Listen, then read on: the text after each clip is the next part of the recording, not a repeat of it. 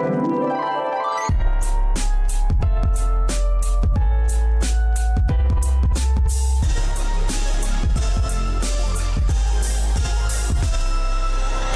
to You're Making It Worse. I'm Elliot Glazer. I'm Brent Sullivan. And I'm H. Alan Scott. We're here. We're queer. Meh.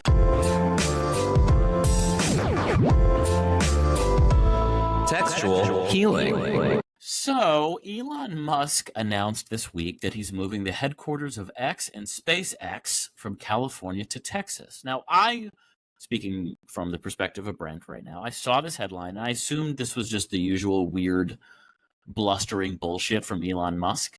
I assumed he would follow through, but I just assumed this was like sort of an example of him trying to get free press from it. But it turns out he's apparently doing it because of trans youth. So California Governor Gavin Newsom on Monday. Doesn't he have a trans child? I think he does. Yes, and we're going to get to that. Yeah. Gavin Newsom signed a bill into law barring school districts from requiring teachers or other staffers to disclose a student's sexual orientation, gender identity, or gender expression to their parents or guardians without the student's consent. Such forced outings puts young people at risk if their families are not accepting. Yes. Musk wrote on Twitter, "This is the final straw. Because of this law and many others that preceded it, attacking both families and companies, SpaceX will now move its headquarters from Hawthorne, California, to Starbase, Texas, which is right around Brownsville." So good luck. Starbase is a production facility located in Boca Chica, Texas. Musk is known for his hostility to the LGBTQ plus community, particularly to transgender people, even though he has a trans daughter, Vivian Jenna Wilson, who has cut ties with him. It's pretty wild. It's such a. It's also a complete lie. It has nothing to do. I was going to say it has nothing to do. This is all fucking smoke and mirrors. 100%. This decision, a company that size does not just randomly decide to move to a different state. This was in the make, and also just from speaking as someone who a good friend of mine who moved their company to Texas because of tax reasons. It's like so many companies are doing that because in certain states it is becoming inoperable to be able to have a certain business of a medium size or any size really. And now SpaceX would be able to be in California just fine and pay their taxes. But other companies who are smaller can't necessarily do that. So they're moving to states like Texas or Delaware or whatever that have a better tax break. Anyway, and that's the reason why SpaceX is moving there, is because of the tax break. That is the only reason why SpaceX is moving there. It has absolutely nothing to do with trans issues. This is just an example of a arrogant man who is using this as a means to then attack the trans community. It's such a strange. I agree 100%, Alan. I would also caveat that perhaps maybe not guaranteed, but I'll bet you can pay your engineers a lot less if they're in Brownsville, Texas, than in Los Angeles, California. Yes, certainly. That too. Twitter is moving to Austin, which is obviously that's the other funny thing. The other irony is that Twitter is moving to Austin, which is a very progressive, Texas city that probably has still benefits from the state tax breaks, though. For sure, but if it was truly about trans rights, you wouldn't want to move to Austin. That's the progressive enclave of the state of Texas. Which is furthering the idea that it's not about trans people. It's become, to me, I mean, again, it's all anecdotal, but it does feel like Texas has also become, or Austin has become a nucleus of libertarian sentiments in comedy, and politics, and you couldn't be more contrarian and libertarian. That's his vibe. I wouldn't put it past him to also be doing this. I know it's been Mom's decision for this dishonor, but so you have your daughter cut ties with you over most likely her sexual and gender identity, and then for him to make this kind of statement about it, it's it's not related to his daughter. Can't stand him if he's anything of a father, if he's a figure. I just also don't get I don't understand the outrage and how people don't see that an outing a kid for whatever reason, be it their sexuality, be it their gender identity, if it's something that is not harming them, meaning that a child at school feels safe enough to express their gender identity in the way in which they feel that they are, and yet they aren't hurting anyone, they aren't hurting themselves, nothing bad is happening here. All they are being is their authentic self in a space that allows them to be their authentic self, which they probably cannot be at home. So then why is that a bad thing? Yeah. I mean, we lived our entire lives not being able to be out to our parents, and we perhaps were able to be maybe gay with, I mean, a lot of queer people have this experience where they were able to then go to school and be with their friends, oftentimes their girlfriends, and be gay and be safe and be themselves. And the teachers then didn't call home and be like, well, H. Allen is hanging out with just a bunch of girls, and it's not because they like them. You know what I mean? Like, it would, and that wouldn't have ruined my life, but it potentially could have ruined some other kids' young lives. And so I don't understand the problem with this law. It's like, to me, it's just a no-brainer. It should go with the teacher's code of ethics. No, I agree 100%, and I don't think it's a profoundly controversial thing either. I think for whatever reason, he's just deciding to put it under a spotlight because he's a sycophant or something. It's very strange behavior. But I 100% agree. I can't imagine what it would have been like to well, I mean, I guess it didn't really come out at school, but like to have the looming fear of having a school official call your parents that won't accept you, could kick you out. Also, talk about predatory behavior. If a teacher is so fucking interested in getting into the personal life of a child that has nothing to do with their education, I mean, that's predatory. Is that what Elon Musk wants? This predatory behavior on young queer children? The reason I think a teacher would want to call home or whatever, or like go to the parents because that kid needs help. Yes. If the kid is distressed in some way, showing signs of, and that is something that teachers are trained, I mean, at least they're supposed to be, and they're supposed to get good training and access to good resources so that they can look for the signs of depression and they can look for the signs of distress. And just like a teacher looks for signs of abuse at home, just like teachers look, though, these are things that good teachers do, and they should be paid a fucking hell a lot more money for doing it every goddamn day. And those are good things that teachers then say, maybe I need to contact someone. But it is also something that they do with a huge, heavy heart, because you don't want to, you're risking potentially impacting this child's life in a very pivotal time in their lives. And you don't necessarily want to do that. Yeah. Fucking Elon Musk. What a piece of shit. Oh, what a piece of shit. Not even joking. Prince beautiful, honey. That's also tones. We are here with Nicole Speizio and Jenny Donheiser, actress and director respectively. Or I guess we both know of everything, right? Nicole, you're an actor. Jenny, you're a filmmaker as well. You've done, I mean, plenty of videos. One of my favorites, of course, Nicole, is where sharing of the documentaries of Real Housewives. It's on my face. But most importantly, you guys co-host the podcast, How Were You Brainwashed? Thanks for being here today. Thank you for having us. We were thrilled. Oh my God. Exciting. Both of your last names. I don't know why I'm obsessed with last names and like the things that they remind me of. But Nicole, your last name reminds me of like shapewear for some reason. Like I can see it. With a Speizio. Yeah. Is that a shapewear? That's a hosiery brand, right? Yeah, it's like ballet dance brand. shoe. Yeah. Oh my God, yes. You could create a fake like what the woman on Housewives did, who made the Spanx like things. What's her name? Jill Zarin. No, You know, Heather. Holla. Heather. Holla. Heather Thompson. Yeah, She she also had a Yummy. lesser known line. Yummy. That's Yummy what it's tummy. called. Mhm. So My you God. could do that for your, like, Speizio could be a competing brand with Capizio. You know, I need something to work Lots out. of I'll ideas. try Lots it. of ideas coming from us today, for I sure. think, I mean, this is like Shark Tank, basically. Mhm. Jane, are you primarily a filmmaker? Yeah, let's say that. Yeah, Let's I'll go say for that. that. Yeah. And I'm a doctor. Yeah. Because Well, Nicole, I want to jump into things because I love, like, when I read the description of your guys' podcast, I loved it, and it was so clear and interesting and fun. So like let's jump in. Tell us a little bit about the podcast and like what are some of your favorite examples of ways that we've been brainwashed in our lives? Incredible. Yeah.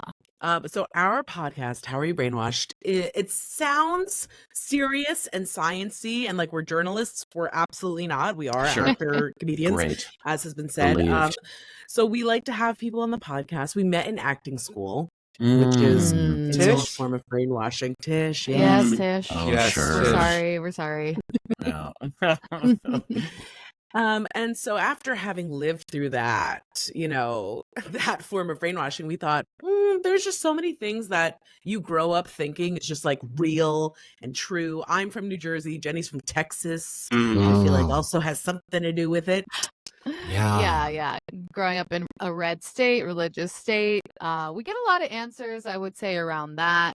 A lot Jenny, of. I mean, being brainwashed, I feel like is kind of a thing that a lot of coastal people feel like people from Texas actually are. Yeah. I mean, I'm sure you've gotten that from the city elites, if you will, from when you say that you're from Texas, right?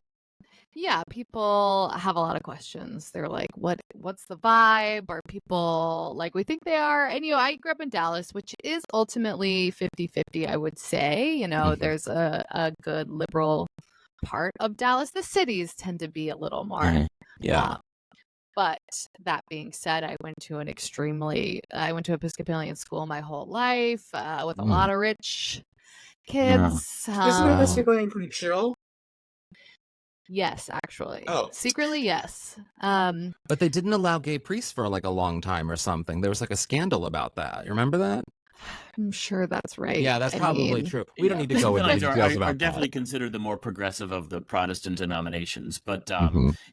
I've told the story before, but I always love telling the story. I'm from a college town, Ann Arbor, Michigan, and I still remember whenever we would play, like in soccer, anyone from nearby communities, we had this sense of anyone who wasn't from Ann Arbor it was as if it was Alabama. And so I remember one friend in particular, we were playing soccer, there was a kind of a, what would you call it? Like a rush for the ball. And they kind of, the other guy won. And my friend told me later that he said to the guy who like got the ball from him, he said, I would rather lose a soccer game than go home and fuck my sister. And I just loved the notion that like anyone from more than 12 miles outside of Ann Arbor is just having sex with their sister. Just no questions asked. Wow. Incest is welcomed. I mean, it's farcical, but I love those kind of like outrageous stereotypes that we all kind of, create. Yeah, and that's probably how Trump won that state in 2020, I guess. I don't know what 2016. 2016, yeah. But wait, Nicole, I want to know from you, how are you brainwashed?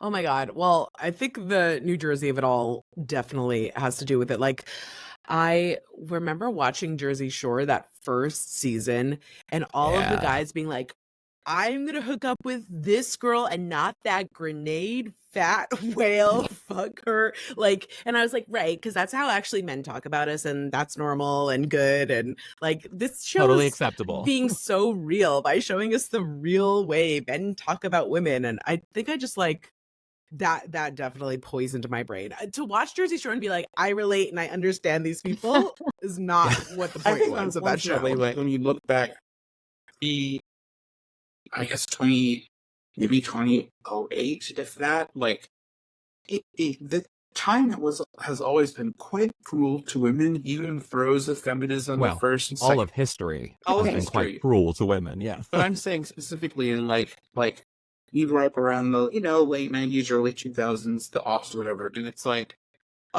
I feel like up until very recently, we're waiting about the common narrative about how men talk about women. And I'm not talking about just like straight men talking about straight women, just the idea of women's bodies as being worthy of commentary at all times, at any age. Like, even think like this very random I just was during an interview with Brooke Shields, and they were talking about the movie Blue Lagoon, and it's a little before my time, but she was like 14 when that movie was made.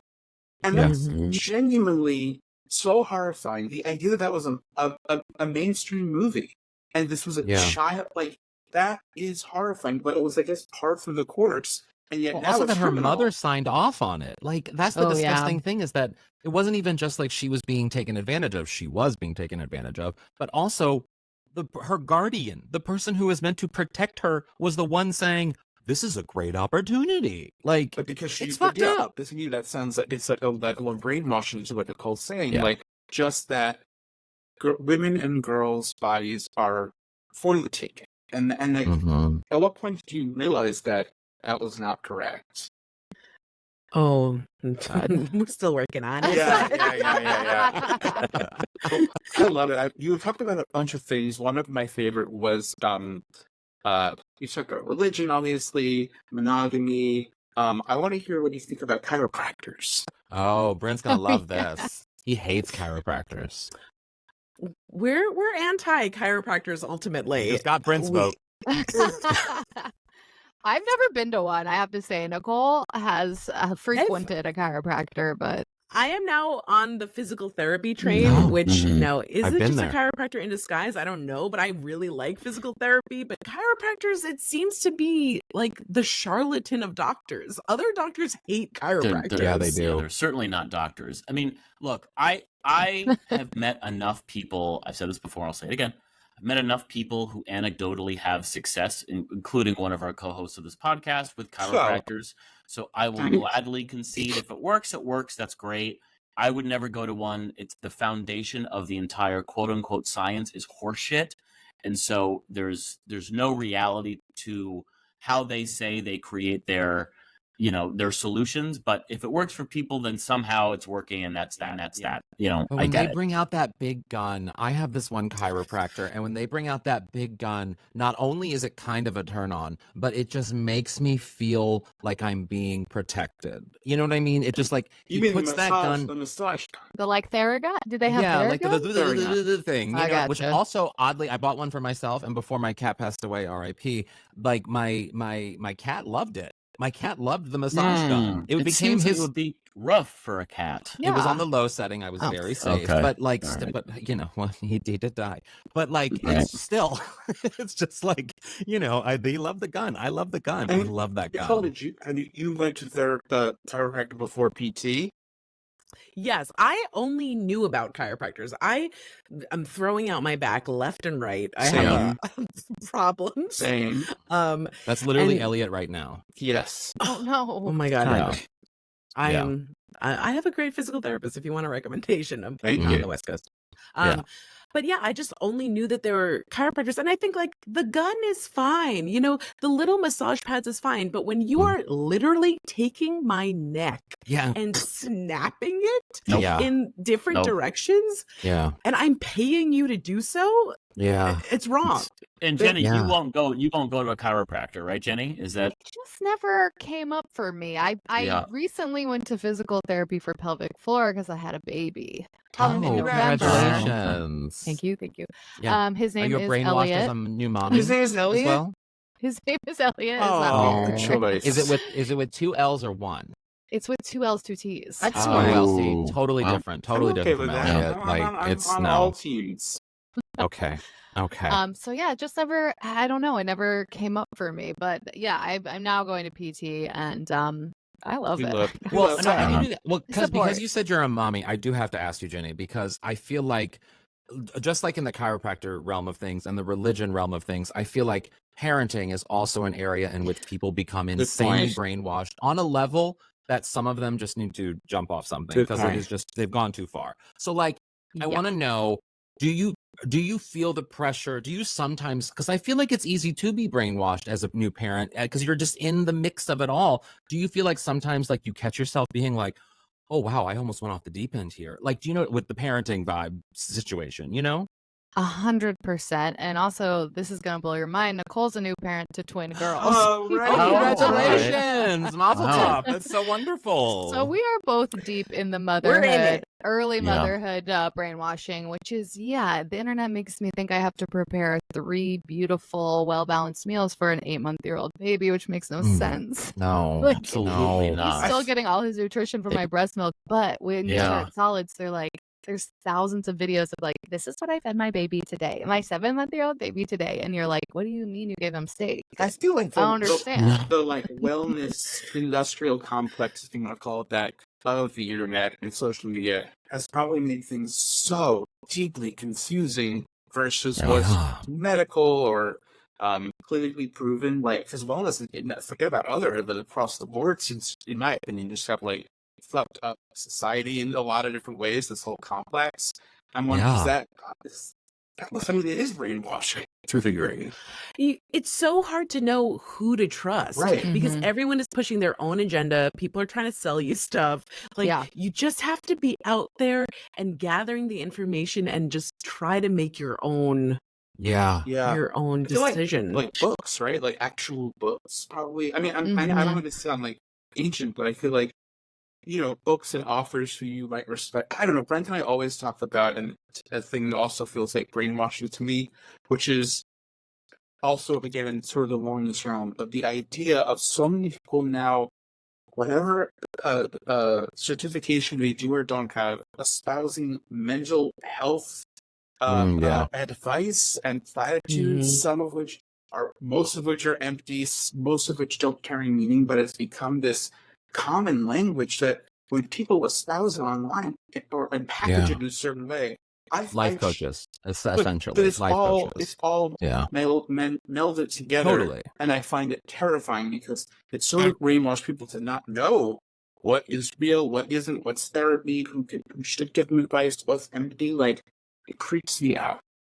Yeah. Yes. Yeah. There is an author, Nicole, I think has more complicated feelings about her, but she is the book that a lot of us read now as new parents, which Emily Oster, I'm not sure how you say her last name, but she's a former economist. And when she had a baby, she like basically just went through all the data. Oh, and wow. she's like, okay, this is what actually is the benefit of breastfeeding from the studies that I've seen, and like versus formula, and don't let anybody else tell you otherwise, sort of. She just really looks at exactly what's the studies, how valid they are, and all of that. And I did appreciate her book. She has Wait, a Nicole, few why do you now. hate her? Yeah. Yeah, I fucking hate her. I think I'm on Team Nicole. I normally hate economists. I just hate everything they do. 100% it was like, not for me. I'm not the audience of, I looked at the data. I don't care about that. But I just thought that she had like some problematic fat stuff, which is true in most books about pregnancy, or like, Yes, I'm sure. It's very hard to find good counsel as a fat woman who is going through pregnancy. How many times do you need to hear breastfeeding helps you lose weight? Like, it's just like literally, like, that seems to be like the one thing that all new mommies, especially of like my fat friends, who I'm also a fat person, so like we're talking about these things, they're saying like that's the one thing everyone talks about, and it's like, and here I am expecting it to happen, and it doesn't necessarily happen that way. Moms, the boomer generation love to tell me that I was all the weight is gonna just fall off while you're breastfeeding. But also, and I was like, I didn't even say anything about the weight gain. Like, also, why are you that's what I was gonna immediately say, just like, jumping? the mythology and the brainwashing of the idea. Like, why do I know the term or the idea of like baby weight and the body bouncing back, like these terms? That to me is easily a level of mythology brainwashing that is so awful for somebody who just gave birth. Like, when Jessica Simpson was pregnant, like every magazine was like fat. Like, it was just like, she's pregnant. What are you guys doing? It's wild. I know we want to also get to some stuff. We want to present our brainwashes to you too. Amazing. Let's start with let's do one each. I'll start with, this was one I know I have a million more like dangling around in my head, but I could only think of a handful. But one was, I was brainwashed to believe you always have to tell the truth. And I think it's like one of these big... By Jesus? Like, no, by my parents, who have fantastic integrity. And I obviously respect a world in which you should be truthful most of the time, but I do think like there's an artful way to lie occasionally, which I think we also all do. But that, like, it's morally acceptable sometimes to what not did Mark tell. Twain say? Don't let the truth get in the way of a good story. Yeah, something like that. Yeah, exactly. So that was like my first one, and I felt like as I entered the world, I remember going on job interviews and like telling the truth, you Oh know, God, I lied that so much. like Every that job. like oh, I don't know certain things, and then I just kept getting zeros, you know, and then finally, just finally, Wait. like I learned to lie occasionally, and that was it. What do you guys think about that? Sometimes one must Yeah. lie. If you can, you know? if you go out of your way to tell the truth and then that hurts someone's feelings, like, congrats. Did you really achieve what you wanted to achieve? Yeah. Just tell a nice little lie and Yeah. preserve someone's day. Yeah. Yeah. There's no need to needlessly ruin someone's day or Yeah. even just like give them all the information because you're basically just selfish at that point. I have another story, real quick. One of my first jobs in New York, I had these coworkers I loved. Everyone got along so well in this office. And this one coworker came in one day and she's like, "What do you think?" She's like, "I just got my hair done. What do you think?" I was like, "Oh, it's, not my favorite." And she was like, "Brent, here's a life lesson for you. You do not say that. You say, I look amazing, Yeah. and that's You that." said not my And I favorite. remember I forget how I phrased it, but again, it was like I can imagine you I saying should not be my hon- favorite. I should be I can hear honest. that. I can You hear know? that. Yeah. That is so Um, funny. Not Anyway, great. It's not Ellie great. or Alan, why don't you go to one of yours? Sure, I'll go. This one certainly comes from personal experience, but I feel like up until very recently, the idea of facial hair made you unkempt, and also growing up with like curly, wavy hair, that also made you unkempt. Certainly not an anti-Semitic craving, but like the idea of having curly hair. I mean, they're two different things, but like there's always the idea that curly hair made you crazy or unkempt, and having a beard made you look like a slob. And obviously, the beard thing that's changed. I grew a beard in like around 2006 or 7 and haven't really changed since. But I remember at the time it being kind of like a. Right, you might probably remember when I would be like ancient guys with beards, and Yes. that was like new. It was like a new thing, and then at some point, after a few years, it was like newscasters had a beard. Like people have beards. Like I think Obama had someone have a beard, if I remember I don't correctly. think so. No. I don't think so. But it just became the mainstream. But certainly, if you look at anything from pre-2010, any type of media, like even the thing about like musicians, they rarely had beards. I mean, between Yeah. the 70s to, of course, Michael McDonald had a glorious beard, and ZZ Top, but like, in the mainstream idea of having curly hair was that you were unkempt, or having a beard, of course, was that too. But not true. Right. Yeah. My Episcopalian high school, the men were not allowed to have Yeah. beards. Right. I mean, at least in like Was the like- early 2000s in Long Island, it was like nobody had beards, but the guys had, and me included, disgusting facial hair. Absolutely Sure. rancid goatees Yeah. and chin I strap just think beards. beards are like the male version way of doing drag. It's like when you're afraid to wear makeup or like actually show. Like I think beards are a way for men to sort of present their face in a different way other than the face that they were given just because, for whatever reasons. Yes. But I do want to know from you Wait. guys, from Jenny and Nicole. So go ahead, Brent. What do you Let me have? just throw in this real quick. And because this touches upon something you both said, my dad had a beard his entire life to cover up his vitiligo. Oh, yeah. And I remember distinctly one time someone said to him, a coworker, someone he met at a conference said, they got to know each other, and the person said to my dad, "Oh, I really like you. I thought you were mean when I saw you." Which is interesting, and I wondered why they would have thought that. I mean, of course, maybe he had resting bitch face or whatever, but my thought is maybe it had something to do with the beard. Anyway, sorry, Alan, go ahead. Maybe he told some woman that the hair didn't work for her or something. Maybe Yeah, that's maybe. why. That could Maybe. be. Wait, no. So mine was just it's similar to what you talking about parenting and reading the books and everything. I actually, when I was like going through chemo, I'm fine now, but when I was going through chemo, I would read everything and then I would expect everything, and I got brainwashed into the idea that I had to over prepare myself for everything and then be disappointed when things didn't go the way the literature told me that they were going to go. So, I mean, I want to get your reaction to that, but also just in general, the health sort of industry, if you will, preparing everyone for all this shit. And then obviously it all just blows up in their faces half the time. Yeah, I mean, wow, that's the same with like preparing for birth. There's so much you can't control when that's happening, and they sort of the industry and the capitalism like makes you think like, "Oh, if I read the books, if I do the things, if I bought Yeah. XYZ, I'm gonna my birth plan and my doula and all of that, like you think you are gonna have the birth that you're expecting, or you're prepared for whatever is going to happen, which is not what happened. I ended up having an unplanned C-section, and it was like, Wow. you It's know, traumatic then, isn't it? It becomes traumatic. yeah, you got to pivot in the moment to like, oh, Yeah. major surgery, and Does it feel like a like value? Does it feel like a values? Do you feel like you have to attach values to it? yeah, I guess they kind of, there's so much like, try it if you don't want to do the epidural, like listen to your body, like all of that. You feel like I don't know, there's some sort of holistic thing that you should be doing, and it is your fault almost if it doesn't happen how Yeah. it should naturally. And for Nicole, for you with twins, I mean, you must have really been disappointed by half the things you read. It was wild. Yeah.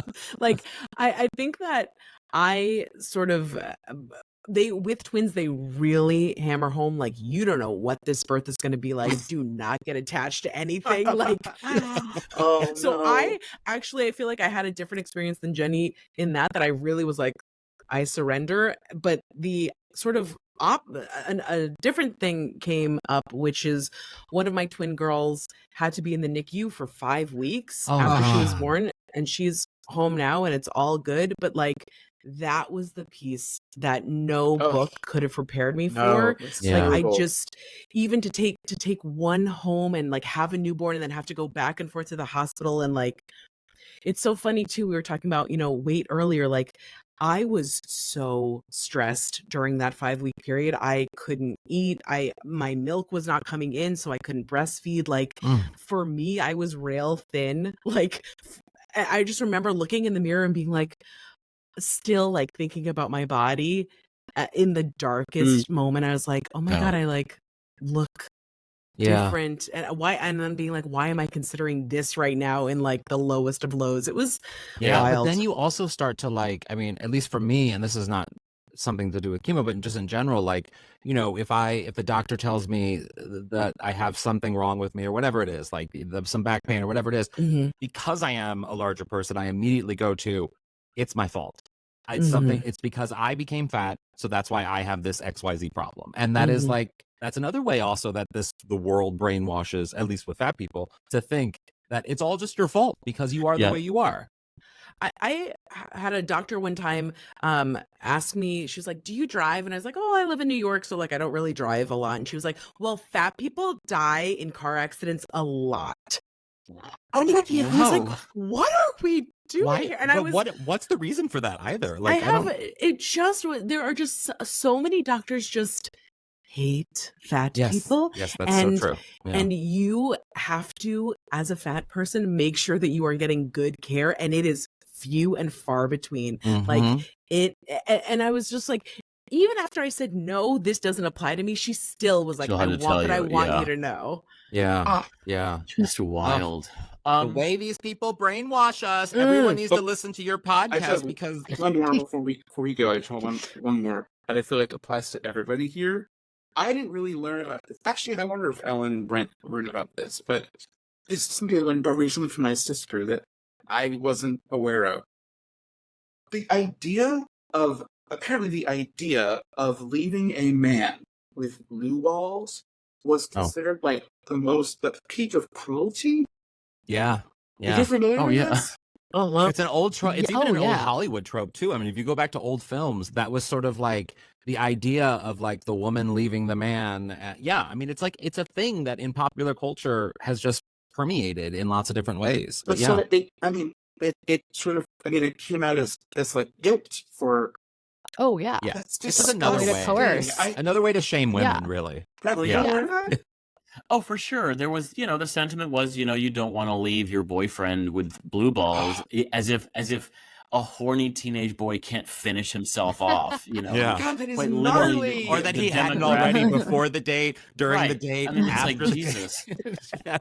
I mean, it obviously wasn't a central theme in my life, but yeah, it was outrageous. But did you guys learn that as well as I guess gals, young gals? I many a man in my early years that they would try to get you to That's for let them go down on them, whatever, so Yeah. that they weren't blue balls. God, I mean, God, like I think it's against the law in Texas to give someone blue balls. Yeah. That's my understanding. So. well, yeah. I actually had a joke in my act where because my thighs are so big, like even at any weight, my thighs are massive, and I always joke that like I give myself blue balls because my thighs are so big, they squeeze my balls so much that sometimes I go numb when I sit. Oh my god! Yeah. Oh God. Well, Well, Jenny and Nicole, thank you so much for joining us. Where can people find you and/or your podcast online and support and follow? Thank you. Yes, we are. How Are You Brainwashed? The U is the letter U, not Okay. spelled YOU. To indicate that we're Um, fun and cheeky. Yeah, yeah, you can find us on, Spotify, Apple Podcasts, wherever you get your podcasts, all that. And we have an Instagram account. And yeah, what else, Nicole? And what's your individual Instagrams as well? I'm at Donheiser, TheHeIser.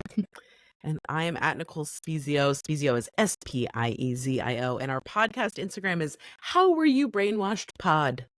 Thank you for Awesome. being I love here. it. And Speizio is about to be a competing brand with Capizio. We're That's gonna right. start that brand That's right. Absolutely. Yeah. Sorry, Heather Thomas. Thank you. Yeah. Holla. And another thing.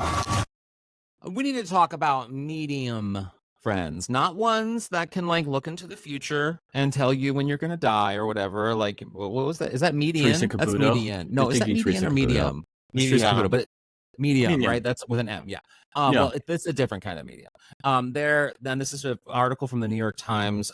Lisa Miller wrote it. The quote in it is that they're not our besties, but they're more than just acquaintances. How much of ourselves do we owe them? And the article goes into a really interesting discussion into those friends that we have in our lives, that they're definitely more than acquaintances, in that, you do communicate with them a lot. You do rely on them for some things, but they're not necessarily the friends that like you would go to immediately if a friend or if a parent passes away, or if, you know what I mean? Like, you wouldn't necessarily drop everything to travel to go see this friend or whatever it is.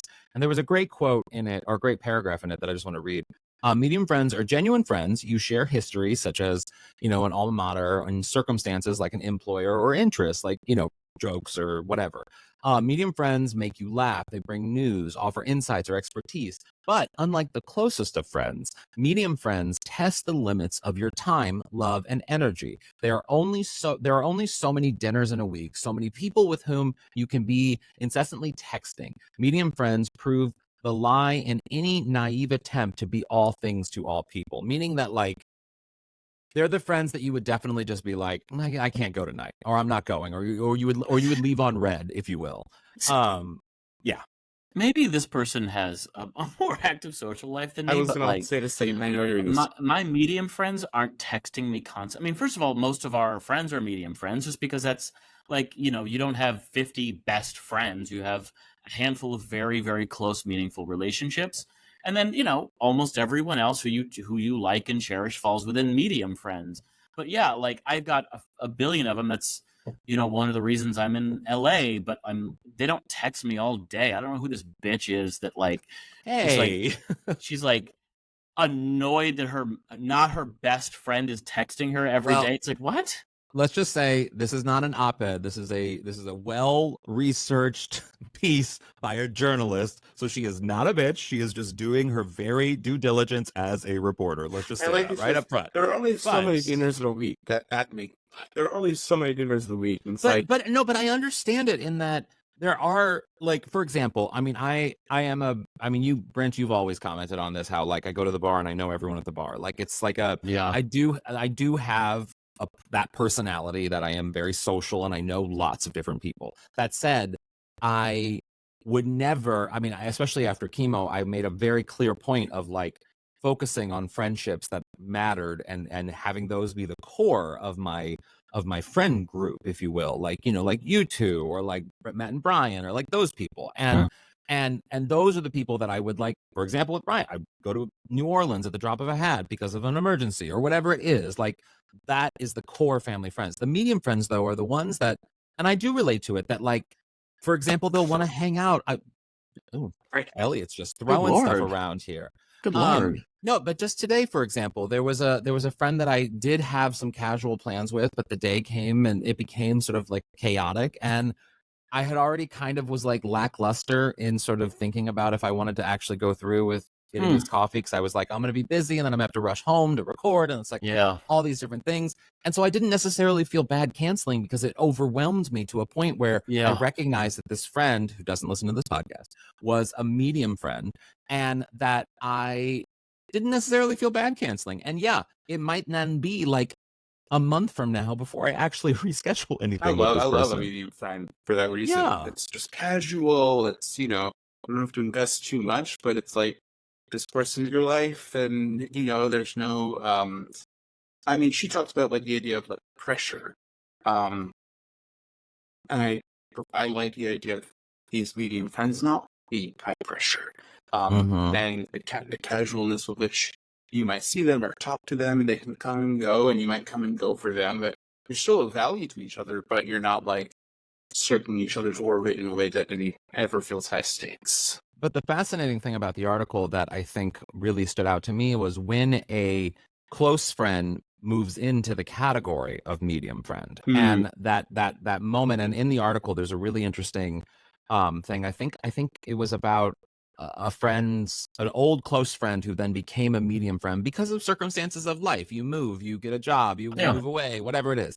And this close friend, this former close friend's parent died or something, and they expected, or they wanted this friend to come to them. They wanted this friend to come and help them during this difficult moment. And there was the heartstrings of that old close friendship where you would think, oh, I could go back and I could do that. I could be that friend. But you're in a different part of your life now. And so you don't feel the responsibility to drop everything to go be with this friend that is just, you're just going to be there as sort of just like a hanger on, if you will. And so, like, I relate to that because I do have, like, there are even just like close friends of mine from New York that I love so much that I still think about and text with often, but yet I don't necessarily think I would like hop on a plane at the drop of a hat if I had to, if something horrible or big happened. Do you know what I mean? Yeah, you know, it's interesting, like, you know, kind of weighing what is important in your relationships. I mean, it sounds like very dark, but like I've had, and you're gonna laugh, but whatever, I've had really real like thoughts in my head about like who am I willing to fly to go to their funeral? And I'm not talking about friends per se, but like people that my family knows. Yeah, right. People my family knows, but I also, like, you guys know me, and that's like, I actually think that's an important thing. That's I don't give a fuck about weddings, but funerals to me are more important. And so I'm like, when would I be willing to go to a friend's parents' funeral? And what's the cutoff? And like, I want to pay my respects to people that were meaningful in my life as a child, but like, I haven't seen him in 15 or 20 years. You know, not to make it about death per se, but, you know, I don't know. I think that kind of plays into this of like kind of that's a big weighing part of the value that like someone brings to your life. You know, it is painful to have those very, very close friends. You know, I feel like I lose more very close friends than I gain. You know, it's harder to really, really make super strong connections. You know, as you get a little bit older, and then, you know, every once in a while, someone kind of falls off that list, you know, falls out of that top 5 or top 10. And, you know, there is a bit of a void after that happens. No, it is. You feel it. It's really, I mean, it was a fascinating article to me in that, like, it is something that we particularly contend with as we get older, I think. I mean, when you're a kid, it's like, or when you're younger, even in your 20s, it's like you're out more. I mean, even us in New York with like doing shows and stuff, it's like you saw all of your friends all the time because you're always kind of out. And now it's like, Yeah. I'm, No, I know. I'm busy. I'm working. I got my know. career. So now I'm I like, know. I gotta keep my career. The You know, danger is not the danger in my experience is when a media friend tries very hard to become a close friend, and it's like not warranted or solicited, and then it's like, Yeah. oh, this is weird. I mean, Like the it just people gets who weird. text you to hang out a lot. Oh wow, is this an Yeah. intervention? Are you guys telling me something? What's happening here? No, Alan, you never text me. Yes, I do. What are you talking No, about? I'm teasing. Do you get that a lot? Has someone recently tried to kind of crack your top 10? No, but a couple years ago, there was one person, and it was just like, it Ooh, was I too can't wait to know much. who. I know. I can't wait to hear. This is too Wow. much. You want to like Yeah. sleep over, and it's like, I don't do this. I And, also yeah. think I know the whole sleep. Yes, I've had that too, where Don't a friend sleep you go over. out with a friend and they want to like. No. Don't But pressure, please. that's the other thing. The texting thing too, Brent, I think is really interesting in that I find that my closest relationships, the people that I'm like, the closest with, that I consider my closest friends, like you two, like Matt and Brian, I actually don't text as much because it's just sort of like the reality of that y'all being in my life is just so constant and so like within the fabric of who I am as a person and my existence that you're always in my stories, you're always in my whatever, that like it actually doesn't factor into me that I have to keep up communication Right. with the core people because the communication is always happening in my head. You know what I mean? Well, that's sweet. Yeah. It reminds me when I used to drink. You guys know this. I was sort of for 6 or 8 years. I was famous for sending drunk texts to friends, Yeah. and to me, and they were usually nonsense and ridiculous, and they had diarrhea in them My or favorite whatever. is let's listen to Anya and calm. That's right. I Yeah. sent that to a friend many years ago. But for me, it was my way of telling someone I was thinking of them. Mm. That like I would be at some bar bored. Yeah. Surrounded by gay men dancing, and I was bored, and so I was like, I would rather text my great friends and let them, maybe they'll wake up to some ridiculous text from me, Which is and always obviously lovely. I've outgrown that, but it's interesting. Kind of that was quite literally a way of me being like kind of medium friends who were starting to push acquaintance territory. I'd try to kind of rope them back in to be like, hey, thinking about you. That's actually sweet. Yeah, right.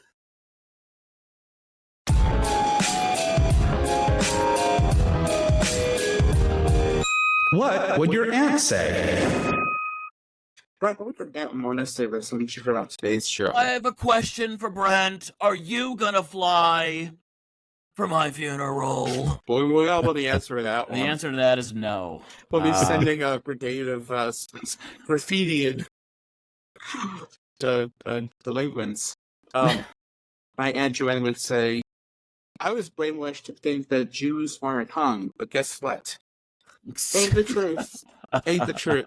Oh my God. I would love to hear her say hung. Yeah, that was a break from her normal rhetoric. Yeah. Yeah. It's a I think awful Elliot myth. sleeped in I there. think Elliot Awful infused into that one a little bit. He's Yeah. moaning and groaning. He's putting his nipple clamps on. Yeah, you What are about- the most well endowed version of this podcast. I'm I gonna mean, say that of the three of we us, have no moving proof. on, but moving I on. take his word for it. Elliot was gifted. Moving Thank on. you. How about Okay, what about Aunt Anne?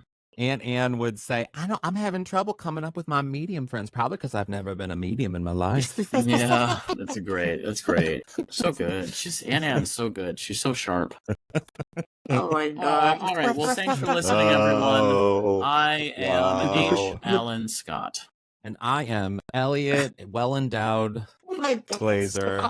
I'm Elliot 9. I'm Elliot 9.5 Glazer. Thank you. Oh my God.